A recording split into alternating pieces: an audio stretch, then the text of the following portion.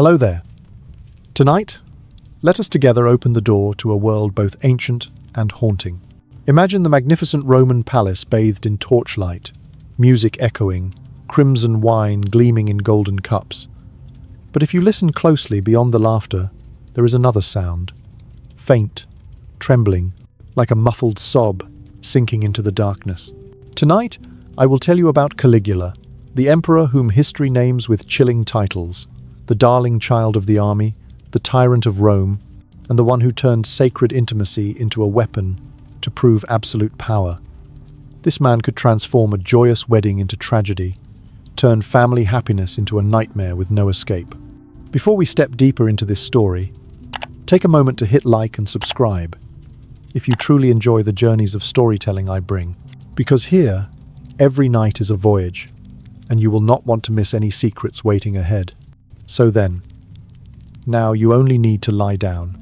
Let your body relax. Let your breath slow. Allow me to guide you into the darkness of the past, where the 8 horrifying bedroom rules of Caligula turned love into punishment, turned family into illusion, and turned an entire empire into a prison of fear. Do not worry. You only need to listen. Let these whispers carry you through both terror and stillness, so that as the story gradually unfolds, you shiver, yet still drift into a peaceful sleep. Imagine this, a Roman wedding, glowing with candlelight, the sound of the harp weaving what feels like a sacred love song. The bride sits beside the groom, in a pure white robe, her face a mixture of worry and happiness. Parents whisper blessings, and friends raise their cups to toast the couple. But then, the door suddenly opens. Soldiers bearing the mark of the imperial palace step inside, their cold eyes sweeping across the banquet hall. And with just a nod, the warmth in the air freezes. The bride is dragged away, still in her wedding dress, taken to the bed of Caligula. And the groom, who only moments ago swore eternal vows, can do nothing but stand still, his heart shattered into 100 pieces. In those days, Roman families tried every way they could to escape this tragedy. Some staged false weddings, using a stand-in bride to protect their real daughter. People even whispered that many families preferred to marry their daughters off to poor young men in distant, remote places, rather than risk her catching the emperor's eye. For when Caligula desired a woman, no god could save her. And so, what should have been the sacred union of love became instead the opening act of fear spreading across the empire. But new brides were only the beginning. Caligula did not stop there. To him, marriage was nothing more than a game, and vows sworn before the gods held no meaning. It was said that even the wives of Roman senators, women of the highest rank in society, found no safety. If the emperor wanted them, they had to go. The message was often brutally short. Come alone, or your husband will die. Just a few words, yet enough to break countless families apart. Imagine the scene of a powerful senator, a man accustomed to commanding thousands of soldiers, suddenly reduced to nothing more than someone forced to deliver his own wife to the palace. On the way, he knows exactly what will happen, yet there is no other path left. He grips her hand tightly, his fingers trembling, but cannot utter a single word of comfort. When the heavy doors close behind her, all the pride, all the power he once possessed, dissolves into nothing. And what of the wives? They lived in constant dread. A sudden knock at the door, a probing glance from a palace guard, could be the sign of a terrible summons. They feared not only for themselves, but for their husbands and children as well. For they knew that a single shake of the head, a single tearful refusal, could mean a death sentence for the man they loved. And so, countless women bore an unspeakable burden. To feign smiles, to pretend obedience, in order to protect those dearest to them. Some families, unable to endure such terror, chose to flee Rome altogether. They abandoned villas, lands, even the most prestigious offices, simply to grasp at another chance at life in a foreign land. Yet even in exile, fear clung to them, for the reach of Caligula's hand could extend anywhere. If you listen closely, you can sense the deep loneliness spreading across the whole of Rome. People no longer looked at each other with trust, but only with suspicion. Marriage, once the most sacred of bonds, had become nothing more than a fragile thread, ready to snap the moment the emperor's gaze fell upon it. And in their luxurious villas, Many couples chose to sleep in separate rooms, just to lessen the risk of drawing the tyrant's attention. And then, when it seemed that such fear could only exist behind closed doors, Caligula pushed his cruelty to yet another level. He turned the lavish banquets of the palace into depraved stages, where human humiliation became entertainment for the ruler. Picture a grand Roman feast, a long table draped in white silk, rows of golden goblets intricately carved, glittering under the lights, incense thick in the air. The guests were the most powerful figures of the empire: senators, generals, and ancient families, all seated together, awaiting the dishes to be served. The lyre began its melodious song, and then everything changed.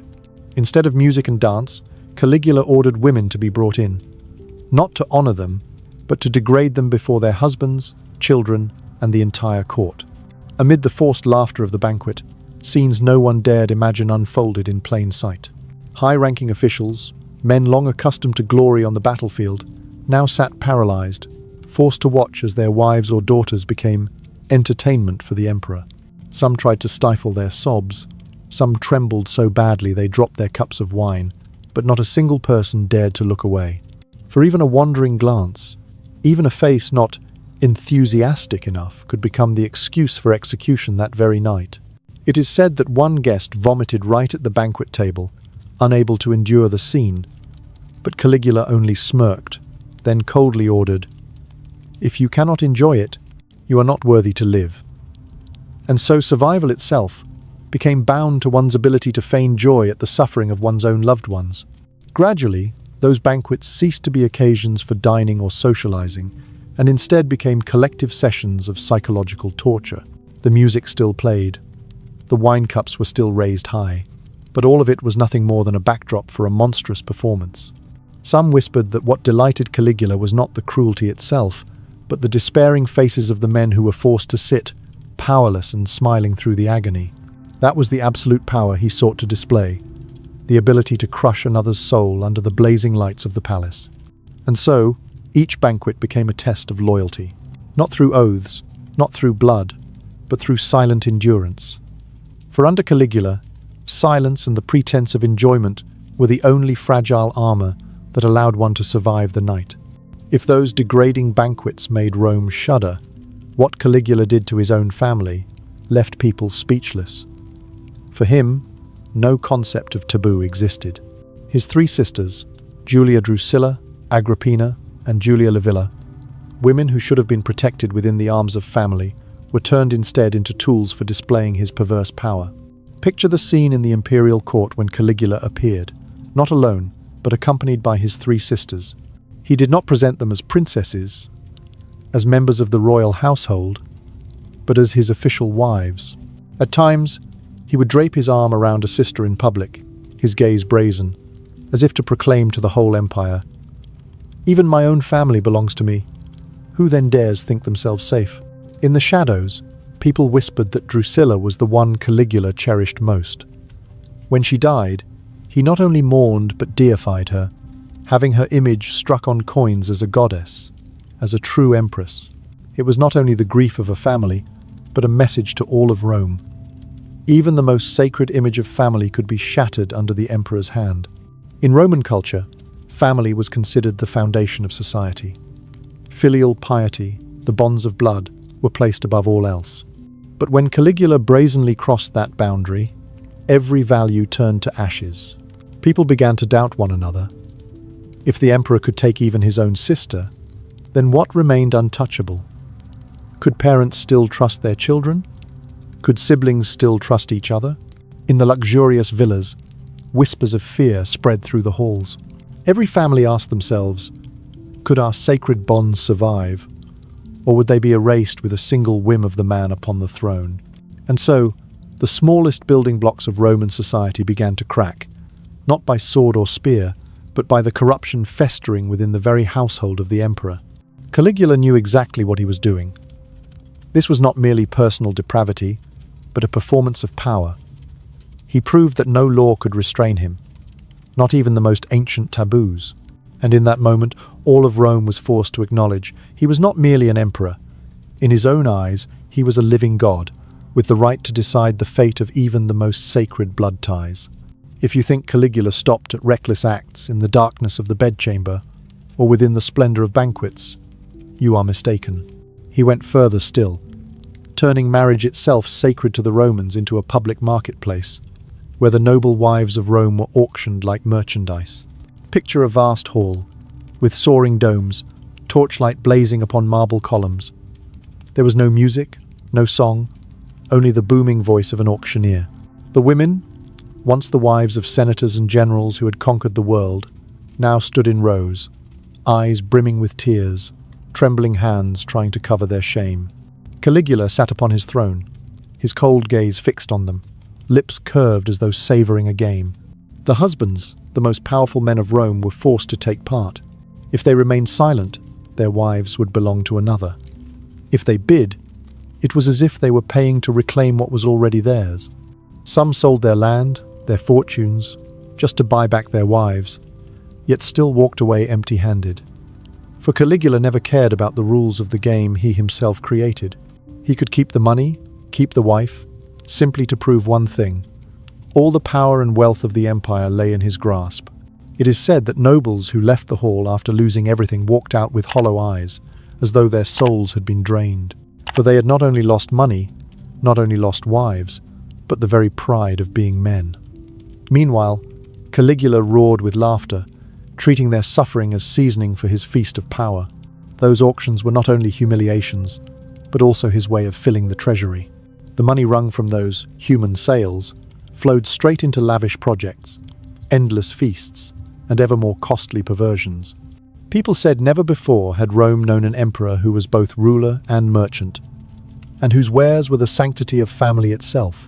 In the sickly golden glow of the torches, one could imagine the pale faces, the stifled sobs, and the dreadful silence blanketing the hall. For everyone knew that even a frown, even a visible tear, could be taken by Caligula as defiance.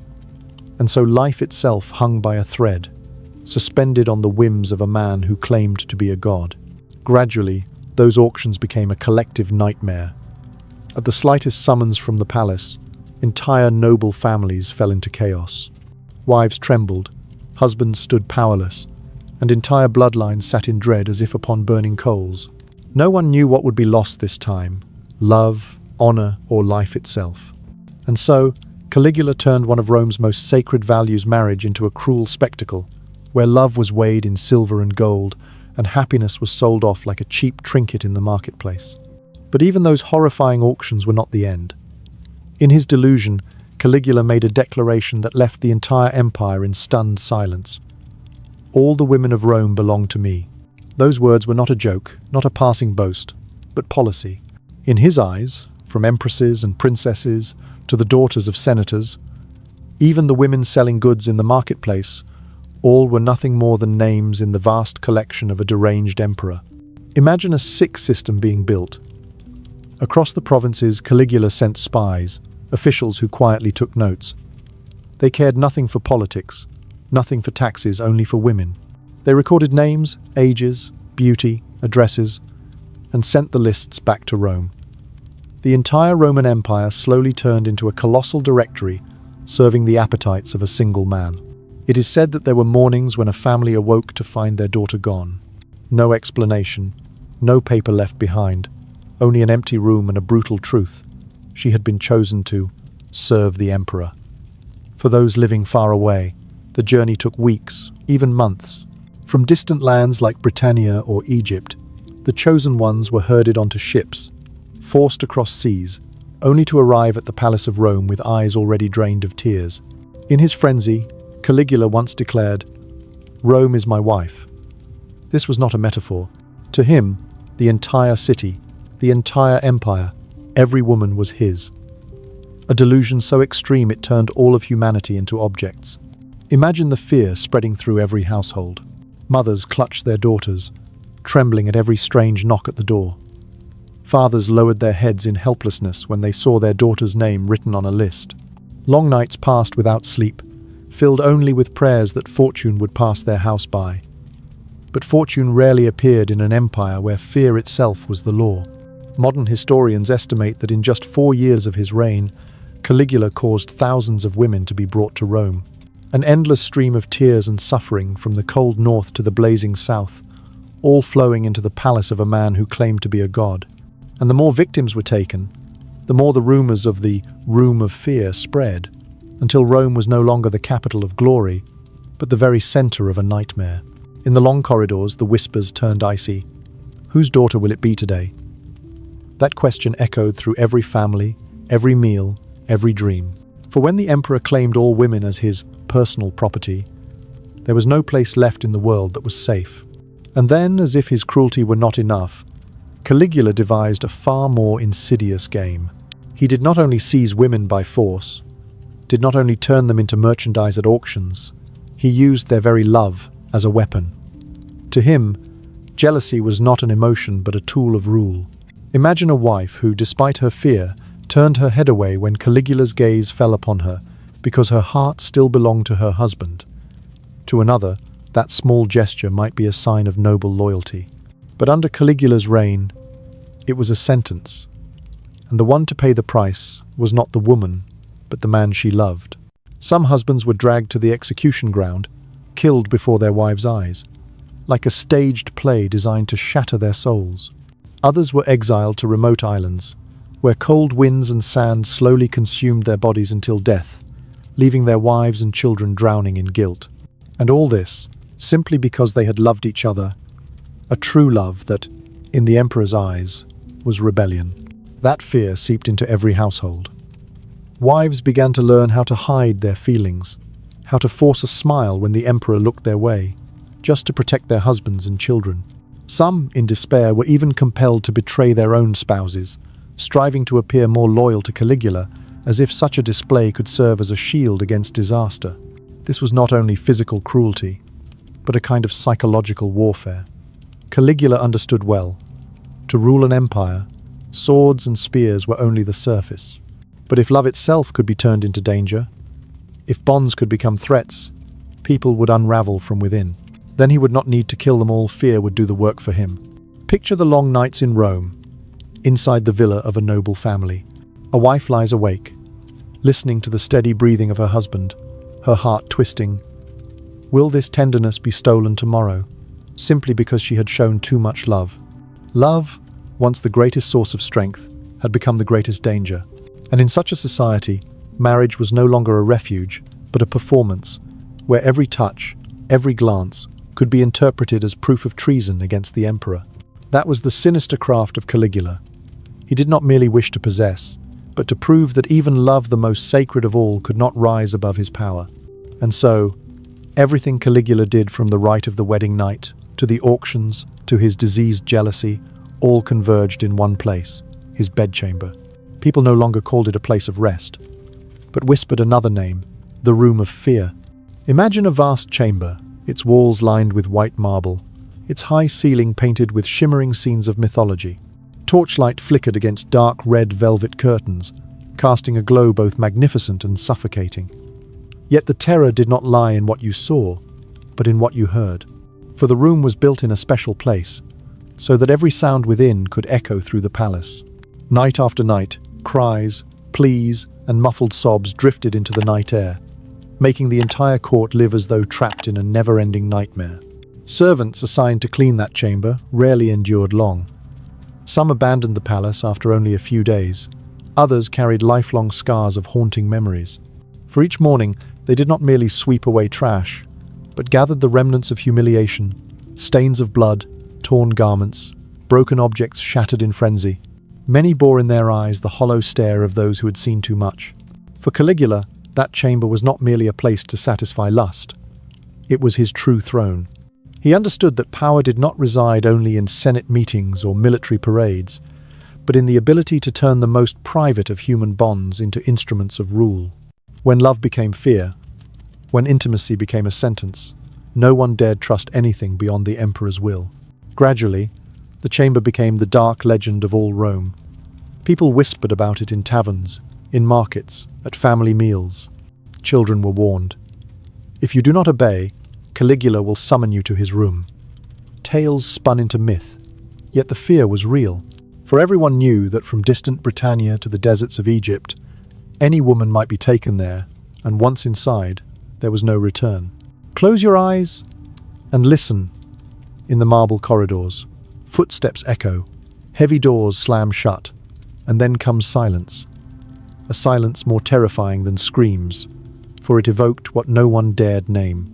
It was the silence that blanketed the empire, leaving millions half awake, half asleep, living and trembling in the dark. And so Caligula transformed his bedchamber into the ultimate symbol of absolute power, a place where love, family, and trust all died, leaving only fear and silence. Not swords, not military triumphs, but that chamber itself stood as the clearest proof of the corruption of an emperor who thought himself a god. At his banquets, luxury was staged like a velvet curtain, yet with the slightest lift you would glimpse an inverted world. On the tables, gleaming silver platters bore delicacies: roasted peacock, fish from the Mediterranean, sweet wine from Gaul, honey from Egypt. All should have been the pride of a prosperous empire, yet in truth, they were but the backdrop to tragedy. Now imagine yourself a guest, a senator, an official, or perhaps a noble invited to witness the splendor of the court. You sit on a long couch, back against velvet cushions, hand heavy with a goblet of wine. Around you, laughter rings, but within, everyone knows no one is truly at ease. For at the center of the feast sits Caligula, his eyes like blades, sweeping over each man, each wife, each daughter. And then, instead of calling for singers or dancers, he signaled the guards to bring in the women, not with honor, but with humiliation. No one dared to look away, no one dared to show outrage. They were forced to drink, forced to clap, forced to pretend enjoyment. For in this palace, even silence could be a crime. Close your eyes and listen. The music still plays, the laughter still bursts forth, but woven within are stifled sobs, groans swallowed back down the throat. It was another kind of music, the music of fear, of helplessness, of souls unraveling in the light. It is said that some guests, after such feasts, returned home trembling so badly they no longer dared sleep beside their wives, for they feared that if Caligula wished it, their love could become the excuse for yet another death sentence. And thus the banquets did not end in the palace, but haunted even distant homes. Now imagine the wedding night, meant to be one of the most beautiful moments in life, a night full of hope, where a young couple at last shared a home, beginning a new journey together. In ancient Rome, that night was even more sacred. The household gods were invoked, rituals carefully performed, and both families gathered to bless the union. Laurel wreaths were woven, the gentle strains of the lyre filled the air, incense drifted softly. Everything seemed like a picture of peace and happiness. But under Caligula's reign, that picture was torn apart. The wedding night no longer belonged to the couple, but became a power game for the man on the throne. He issued a deranged decree: no wife shall belong to her husband until she has first passed through the bed of the emperor. Pause for a moment to feel the chill in those words. It was no longer a perverse whim, but policy, which meant that from nobles to commoners, anyone marrying faced the risk that the first night of their union would be stolen. They said that at weddings of the time, joy became nothing more than a thin mask. Parents sat with pounding hearts, praying the emperor's eyes would not linger on their daughter. Grooms smiled stiffly, trembling within. Happiness within reach could vanish in an instant, and brides, dressed in pure white, did not know whether they would enter the chamber of their husbands or be dragged away before the music faded. Caligula did not need to appear in person.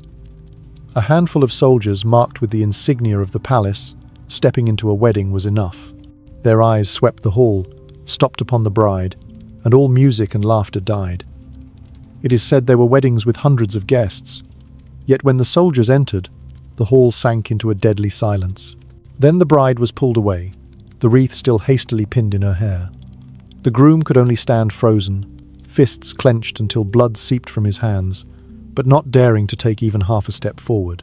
That helplessness became a collective fear. Many families began staging false weddings. They chose a stand-in bride, a servant, even a stranger with her face covered by a veil to deceive the emperor's soldiers if they suddenly appeared. It was desperation, willing to deceive the gods themselves, so long as their real daughter was kept safe. Some families even sent their daughters far away, marrying them off in remote villages just to avoid the prying eyes of the palace. Yet even then, fear did not let them go. Imagine what that felt like, when a sacred day, instead of being a day of joy, became a gamble with fate.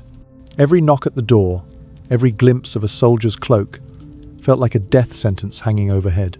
And you, whether parent or groom, had no right to resist, for resistance meant death. Historians record that after a time, the atmosphere of Roman weddings changed entirely. Weddings were no longer filled with song and celebration, but saturated with dread. People whispered rather than laughed, for none dared show too much joy, fearing the noise might attract unwanted attention. Songs of blessing turned into trembling chants. Even the gods who were invoked seemed powerless, for the authority of a mad emperor outweighed even divine law. If you close your eyes, you can hear the wind sweeping through marble arches, the steady tramp of soldiers' boots on stone, and faint sobs swallowed by the night. These were not merely the sounds of individuals, but the voice of an entire empire being strangled. That wedding night decree did not only strip away purity, it destroyed trust. The trust of husbands in love, the trust of parents in their ability to protect their children, the trust of society in the sanctity of marriage. When that foundation collapsed, everything else became fragile. Family, the pillar of Rome, was reduced to a delicate vessel, ready to shatter at the slightest touch of the emperor's hand. Modern psychologists call this a form of collective psychological terror. For Caligula did not merely seize, he planted within every household a constant fear, a fear unseen but gnawing day by day, driving people into suspicion and helplessness. Is it not strange that a man with limitless power chose to control even the most private moments of others? But that is the essence of corruption. When power is no longer used to build, it turns to destruction. And in Caligula's reign, the most sacred things, love and marriage, were the first victims. And so, every wedding night in Rome of that time was no longer the beginning of happiness, but a game of chance. A game in which the only winner was always Caligula, and the losers were all the rest of the empire. But the brides were only the beginning. Caligula, in his boundless hunger for power, did not stop at seizing the wedding night. He wanted more, and his ambition knew no limits. To him, not a single wife in all of Rome was safe. Imagine a peaceful morning. In a grand villa on the outskirts of Rome, a noblewoman sits by the window, sunlight falling upon her silk robe. Her husband, a senator of high rank, prepares to leave for the forum. Everything seems calm, as though this were just another Roman household. But then, a servant rushes in, holding a parchment sealed with the emperor's mark. The words are short, chilling. "Come to me, alone." That was all it took to freeze the blood in their veins. The husband knew that from this moment, all the power he once held, his speeches, his votes, his soldiers, meant nothing. He had only two choices: either personally deliver his wife to the palace, or watch his family destroyed under the emperor's sword. And almost no one was brave enough to choose death. Now imagine the agony of that moment. The man takes his wife's hand, his fingers trembling, his eyes unable to meet hers. He longs to say something, an assurance, a promise of protection. But every word collapses into silence. For how can one protect when the thief of happiness is the man upon the throne? And the wife, clad in white, walks beside her husband as though stepping into hell. She knows what awaits her, yet also knows that resistance would only worsen everything. Her fear for herself blends with fear for her husband and children, forcing her into silence. And thus, love itself was strangled within the desperate sacrifice. They said Caligula found pleasure not only in possession, but in turning humiliation into theatre. He did not merely take the wife, but forced her husband to deliver her, as though compelling both to act in a cruel play. In the husband's helpless gaze, he found delight. In the wife's terror, he found proof of his absolute power. That fear spread so widely that many families chose to sleep apart. Husbands and wives dared not live under the same roof, for they knew the emperor's spies were everywhere. A tender gesture, a loving glance, could become evidence for informers. And then, in a single night, a family could be shattered. Some noble houses even fled Rome altogether. They abandoned their splendid villas, their fertile lands, their honored positions in government, seeking refuge in distant provinces where they hoped for peace. But Caligula's hand stretched far, wherever they fled. One day, the knock would come, and the nightmare would begin again. Close your eyes for a moment, and picture Rome in those days. The crowded stone-paved streets, the rumble of chariots, the cries of merchants filling the air. Yet behind the locked gates of households, fear seeped in. Wives dared not laugh too loudly. Husbands dared not take their wives' arms in public. Love became something to hide, a dangerous secret. And so, little by little, marriage in Rome turned into an illusion. Families were no longer safe havens, but fragile stages where the curtain could fall into darkness at any time. Love was replaced by anxiety. Happiness was replaced by silence. And all of it existed only to satisfy the bottomless ego of an emperor who claimed to be a god. This was how Caligula ruled. Not only with the army, not only with laws, but with fear that rooted itself in every home, every heart. He knew, when even a powerful man had to bow his head helplessly as his wife was taken, the entire empire would understand nothing, and no one could resist him. If you thought the nightmare ended in the shadows of the bedchamber, Caligula proved otherwise. To him, human humiliation was not just private amusement, but public spectacle for the entire court to witness. He turned Rome's lavish banquets into merciless plays, where music and laughter disguised the sound of stifled sobs. Imagine a royal banquet. The table draped in crimson silk, golden goblets inlaid with gems glittering under torchlight, silver platters piled high with exotic dishes from across the empire, grapes from Hispania, fresh fish from the Black Sea, sweet honey from Egypt. The guests were Rome's most powerful faces, senators, generals, nobles, all clad in spotless white togas, seated in order, awaiting the emperor's command. Outwardly festive, inwardly tense. For when Caligula sat at the head of the table, no one knew what cruel game the night would bring.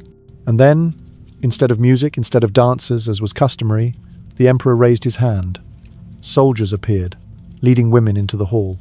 They were not artists, not singers. They were the wives and daughters of the very men seated at the banquet. In that instant, the room froze. Husbands knew what was about to happen, but dared not move. Wives, timid and tearful, had no means of escape. Caligula delighted in torment. He forced Rome's most powerful men to sit motionless, wine goblets in hand, eyes fixed forward, while degradation unfolded before them. Anyone who turned away, anyone who showed resistance, was branded a traitor. It is said that some guests trembled so violently they spilled wine onto their robes, and even a single stain could be judged as disrespect. Some could not bear it and vomited at the table. But Caligula only smirked. To him, it was proof of his power, that he could make men who had conquered all of Europe bow their heads, not by swords, but by humiliation none dared oppose. At times, he even ordered executions on the spot for those who failed to appear enthusiastic enough in the sick performance. And so the applause rang out, trembling but steady like the funeral drumbeat of honor itself. In those banquets, the line between joy and terror vanished. The lyre still played, but its notes were pierced by muffled sobs. Sweet wine still poured, but mingled with tears. The cold marble walls became silent witnesses to a theatre of spiritual bloodshed. And what horrified people most was Caligula's true purpose. He did not only seek personal gratification, he sought to destroy the very roots of trust between people. When a husband was forced to smile while watching his wife's humiliation, when a father was forbidden from protecting his daughter, society itself unraveled. Family, love, honor, all were crushed beneath the forced applause of those banquets. It is said that after each feast, some families returned home in absolute silence. Wives dared not cry. Husbands dared not speak. They sat facing one another with hollow eyes, as if their souls had been left behind in the palace. On those nights, Rome drowned in silence, a silence so heavy it suffocated even sleep. And so, each banquet became a tool of rule, not only to let Caligula flaunt power, but to plant into every Roman heart a dreadful truth. Even joy could turn into hell when it lay in the hands of a mad emperor. If the banquets had become stages for humiliation, what Caligula did with his own family left the empire stunned. For he not only erased the laws, but erased the final boundary, the boundary of blood. His three sisters, Julia Drusilla, Agrippina, and Julia Livilla, were princesses of noble lineage. In Roman tradition, they were meant to embody purity, the pride of the imperial house. But under Caligula, they became symbols of corruption. He did not present them as sisters, but as his official wives. Imagine the court that day. Senators, nobles, and officials sat solemnly beneath torchlit vaults. When Caligula entered, he was not alone. He walked with Drusilla on his arm, his gaze brazen, as though challenging the entire world. Behind him, Agrippina and Livilla followed, their faces tense, empty. No one dared look directly, for a glance held too long could be taken as an insult to the emperor. At feasts and ceremonies, Caligula placed them beside the throne, granting them titles once reserved for the empress.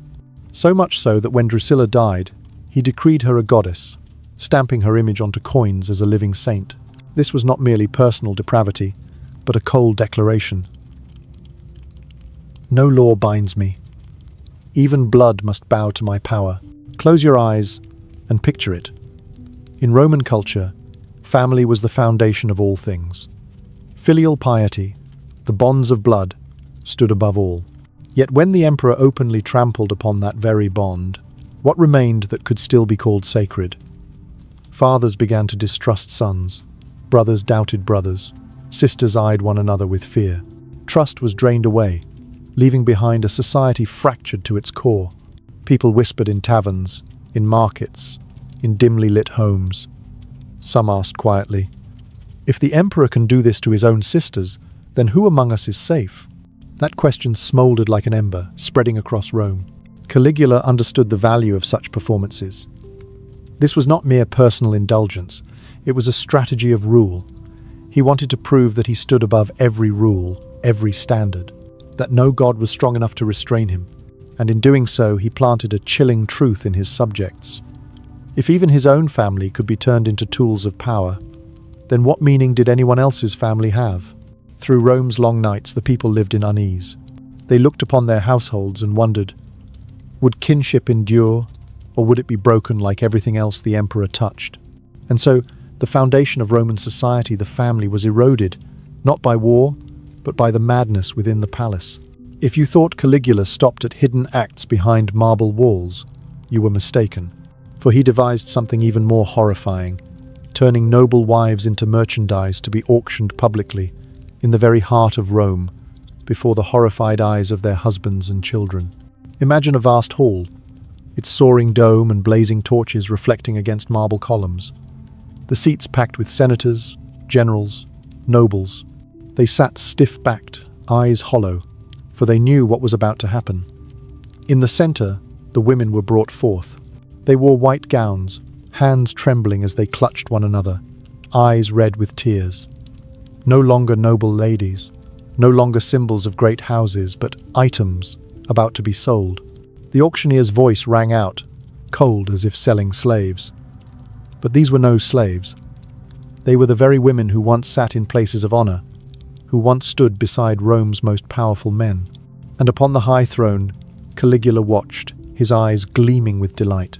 For him, this was the perfect amusement, humiliation, domination, and enrichment for the treasury all in one.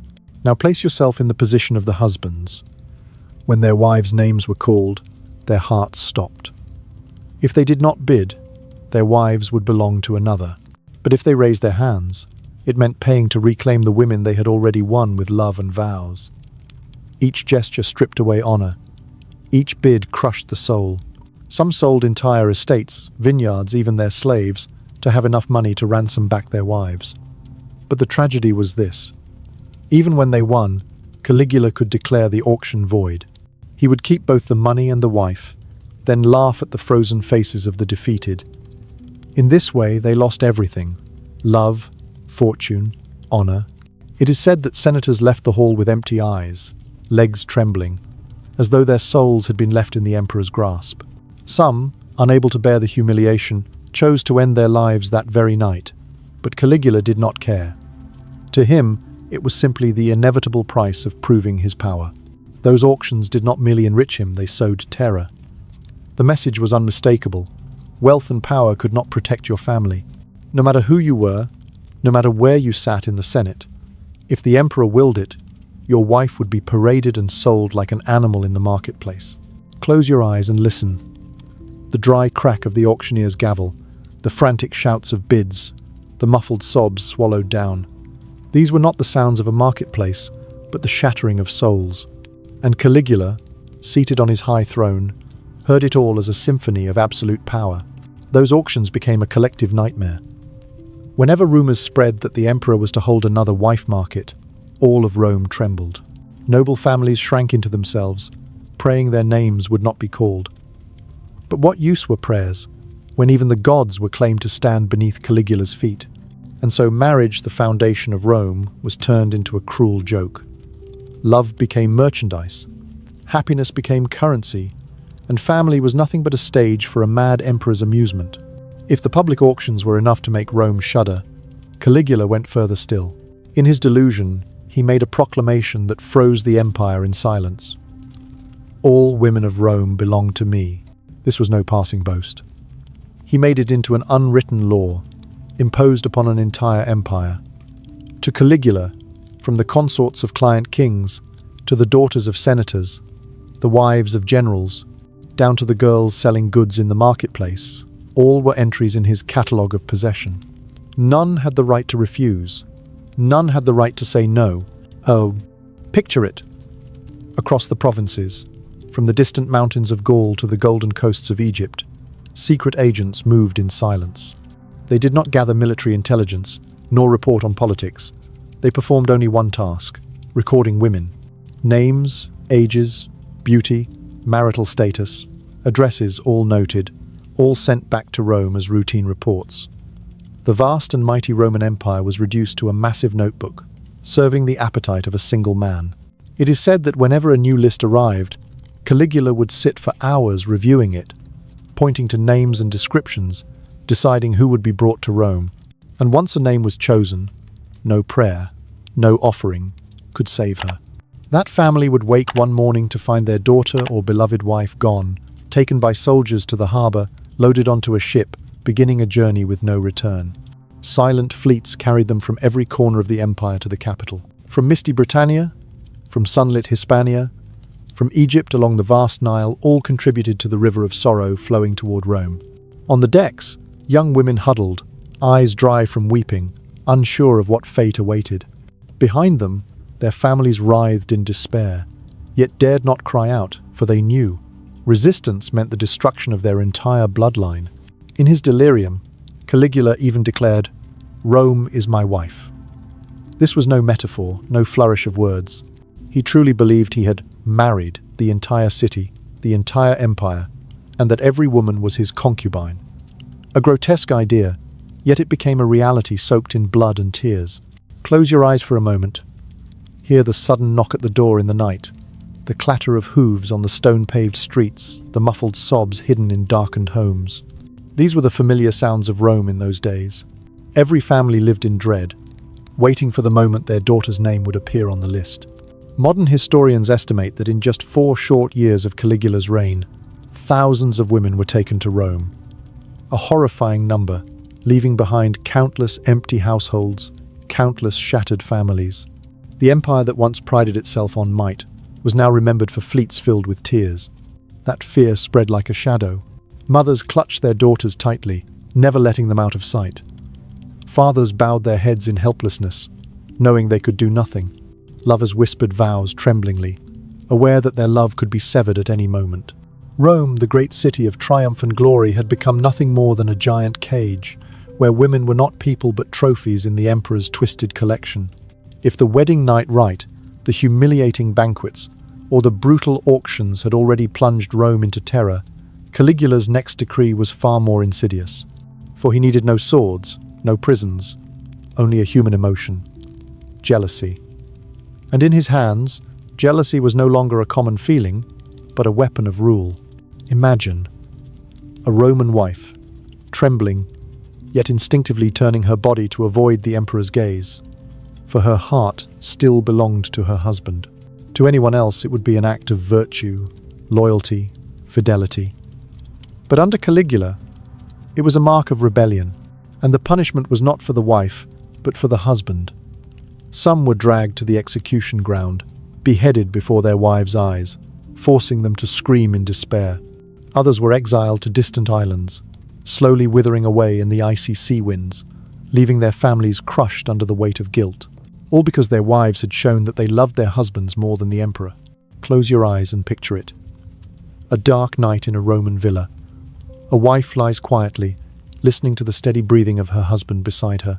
Love wells up inside her. She longs to turn, to embrace him, to whisper something tender. But she holds back. For if even a single gesture were seen by spies, if even a single affectionate glance were reported, it could be reason enough for Caligula to destroy the entire family. Love itself could kill. It was a diabolical craft.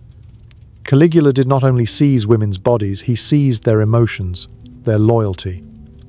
By punishing the husband, he forced the wife to carry lifelong guilt. Many, in despair, were compelled to smile, compelled to pretend to welcome the emperor's attention, only to shield their husbands and children. A forced smile, a reluctant nod, these became the only fragile shields left to protect what remained of their families. Whispers tell of women who betrayed their own husbands, willingly yielding to Caligula just to prove loyalty and save the man they loved. A bitter tragedy. To love too deeply could become the reason to betray. And Caligula, in his profound cruelty, created a society where love and betrayal were separated by a line as thin as breath. You can almost feel the psychological terror. Families sitting in silence at dinner, not daring to laugh, not daring to touch. Couples lying back to back, not because love had ended, but because closeness itself might become evidence of treason. Love, once the flame that warmed, had become the torch that could burn everything to ashes. Modern psychologists call this a kind of psychological warfare. Caligula knew well, nothing breaks people more than being forced to see love as a crime. When affection could mean death, no one dared to be sincere anymore. And that was how he dismantled Roman society piece by piece, not with swords, but by turning the most sacred bond into the greatest danger. And so, Rome under Caligula did not tremble only at the blood spilled on battlefields, but also within its own homes. For the very place once most secure, the family had become an invisible battleground, where every glance, every gesture, could decide life or death. And then, all those dreadful rules, from the stolen wedding night, the humiliating banquets, the auctions of noble wives, to jealousy wielded as a weapon, converged in one place. Caligula's chamber. People did not call it a bedroom, but whispered a far more dreadful name: the room of fear. Imagine a vast chamber, its walls lined with bright white marble, tall columns carved with divine figures. Torchlight burned red, casting its glow upon dark crimson velvet drapes, making the space both magnificent and suffocating. But the horror lay not in its appearance, but in its sound. The room was built in a special place, so that every noise inside would echo through the palace. Night after night, heart-rending cries, swallowed pleas, reverberated down the cold corridors, making all who lived within the palace tremble. The servants tasked with cleaning that chamber often could not endure it. They entered each morning and left with hollow eyes. They did not only wipe away bloodstains or gather torn fabric, they also faced invisible remnants, the haunting smell, the traces of humiliation, and the feeling as if their very souls were being strangled. Some quit after only a few days. Others carried nightmares for life. For Caligula, that room was not a place of rest. It was the true throne. He understood that the greatest power did not lie in the Senate, nor on the battlefield, but in the ability to turn private intimacy into a tool of rule. When people trembled even in their most private spaces, it meant he had won. Gradually, the chamber became a dark legend. The people of Rome whispered about it in markets, in taverns, in family gatherings. Children were threatened. If you don't behave, Caligula will call you to his room. Rumors added countless details, but the fear was real, for everyone knew, once summoned there, the chance of return was nearly none. Close your eyes and listen. The sound of soldiers' boots striking stone, the heavy wooden door closing, and then silence. A dense silence, more terrifying than screams, because it evoked things no one dared to name. That silence spread across the empire, like an invisible shadow, covering every street, every home. They said the room of fear was the clearest proof of Caligula's corruption, because it showed that he did not need war, did not need law to prove his power. He only needed a private space, and turned it into the symbol of a collective nightmare. And so love, marriage, family, faith, all were crushed within those marble walls. For Caligula, the bedroom was no longer a place of rest, but an execution ground. No longer a place of life, but of invisible death. The death of trust, the death of dignity. And by this, he turned human intimacy itself into the ultimate weapon to rule an empire. And so, you have walked with me through the 8 most horrifying rules in Roman history. 8 rules Caligula used to turn love into a weapon, marriage into a mockery, and sacred intimacy into a tool of domination. From stealing the wedding night, to turning banquets into stages of humiliation, from elevating his 3 sisters as wives, to the public auctions that destroyed noble families, from declaring all women in the empire his personal property, to making love itself a crime and jealousy a death sentence. And finally, all converging in the room of fear where cries and silence merged to remind everyone that nothing was safe. Perhaps what chills us most is not only the cruelty, but the way Caligula understood the human mind. He did not only kill with swords, he killed with fear. He did not only destroy bodies, he crushed souls. And that is why, thousands of years later, the name Caligula still echoes as the symbol of power's ultimate corruption. But now, you are no longer in that dark palace. You are lying in your own room, where the light is soft, where your breathing is steady, where you can safely listen. Let this story close, like a marble door slowly shutting behind you. Take a deep breath in and breathe out slowly. All the echoes, all the frightening images are now distant memories. You are different from them in one important way. You have the right to choose peace. You may leave Caligula, Rome, and all those shadows behind, and step into your own sleep, a safe, tranquil sleep. And if you found this journey compelling, don't forget to leave a like and subscribe to the channel, so that each night you and I can continue stepping into other stories both chilling and soothing, awakening and lulling you to sleep. Now, close your eyes, relax your body, listen to your own breath, and let sleep come gently, like an old friend who has been waiting for you, wishing you a truly peaceful night.